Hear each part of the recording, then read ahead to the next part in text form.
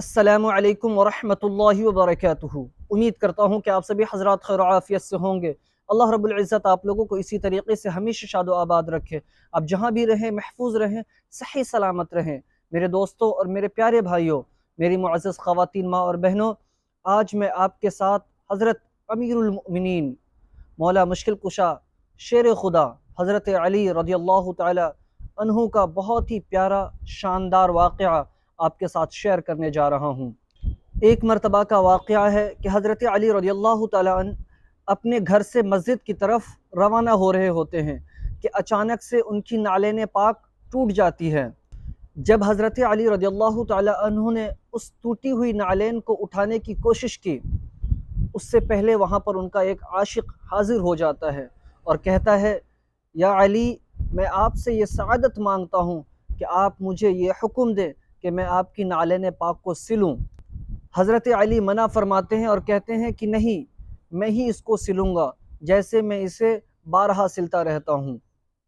لیکن اس عاشق کی بہت زیادہ ضد ہوتی ہے کہ میں اس نعلین پاک کو سلوں، اور وہ بہت زیادہ اصرار کرنے لگتا ہے۔ حضرت علی اس کو حکم دیتے ہیں کہ ٹھیک ہے، آپ اس کو سلیں۔ جب وہ عاشق اس نعلین کو سلنا شروع کرتا ہے، وہ سل نہیں پاتا ہے، کیونکہ اس کے اندر اتنا زیادہ ٹانکا لگا ہوا ہوتا ہے، اتنا زیادہ ٹانکا لگا ہوا ہوتا ہے کہ وہ حیران اور پریشان ہو جاتا ہے اور زار و قطار رونے لگتا ہے اور کہتا ہے، یا علی، میں کیسے سلوں یہ نعلین؟ اس میں تو بہت زیادہ ٹانکے لگے ہوئے ہیں، اس میں تو بہت زیادہ سلائی لگی ہوئی ہے، میں کیسے بناؤں اسے؟ حضرت علی اس کو سینے سے لگاتے ہیں اور کہتے ہیں کہ یہ کام آپ کا نہیں، یہ کام میرا ہے، میں ہی اس کو ہم کو کروں گا، اور جیسے میں اس کو بارہا بنا کے پہن رہا ہوں، اسی طریقے سے میں اس کو بنا کے پہن لوں گا۔